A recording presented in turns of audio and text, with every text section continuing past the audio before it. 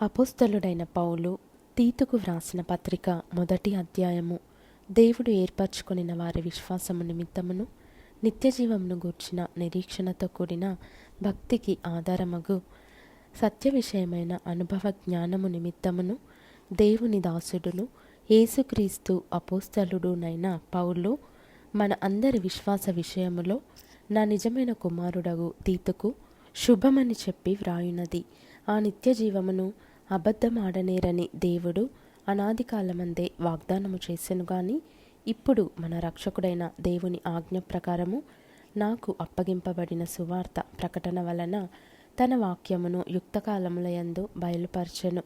తండ్రి అయిన దేవుని నుండి మన రక్షకుడైన క్రీస్తు యేసు నుండి కృపయు కనికరమును సమాధానమును నీకు కలుగునుగాక.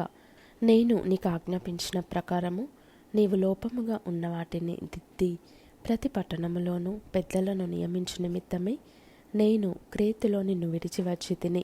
ఎవడైనను నిందారహితుడును ఏకపత్ని పురుషుడును దుర్వ్యాపార విషయము నేరము మోపబడని వారై అవిధేయులు కాక విశ్వాసులైన పిల్లలు గలవాడునై యున్న ఎడల అట్టివానిని పెద్దగా నియమింపవచ్చును. ఎందుకనగా అధ్యక్షుడు దేవుని గృహ నిర్వాహకుని వలె నిందారహితుడై ఉండవలెను. అతడు స్వేచ్ఛాపరుడును ముక్కోపియు మద్యపానియు కొట్టువాడును దుర్లాభము అపేక్షించువాడును కాక అతిథి ప్రియుడును సజ్జన ప్రియుడును స్వస్థబుద్ధి గలవాడును నీతిమంతుడును పవిత్రుడును ఆశా నిగ్రహము గలవాడునై ఉండి తాను హితబోధ విషయమై జనులను హెచ్చరించుటకును ఎదురాడు వారి మాట ఖండించుటకును శక్తిగలవాడగునట్లు ఉపదేశమును అనుసరించి నమ్మదగిన బోధను గట్టిగా చేపట్టుకునివాడునై ఉండవలెను.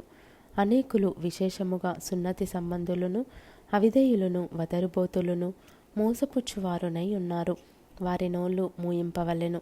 అట్టివారు ఉపదేశింపకూడని వాటిని దుర్లాభము కొరకు ఉపదేశించుచు కుటుంబములనే పాడు చేయుచున్నారు.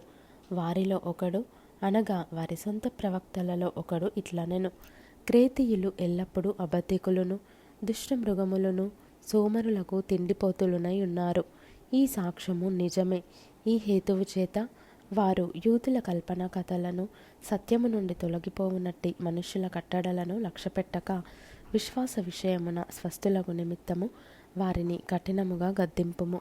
పవిత్రులకు అన్నియు పవిత్రములే గాని అపవిత్రులకును అవిశ్వాసులకును ఏదియు పవిత్రమైనది కాదు.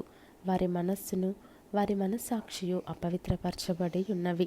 దేవుని ఎరుగుదుమని వారు చెప్పుకొందురు గాని అసహ్యులను అవిధేయులను ప్రతి సత్కార్యము విషయము భ్రష్టులనై ఉండి తమ క్రియల వలన ఆయనను ఎరుగమన్నట్టున్నారు.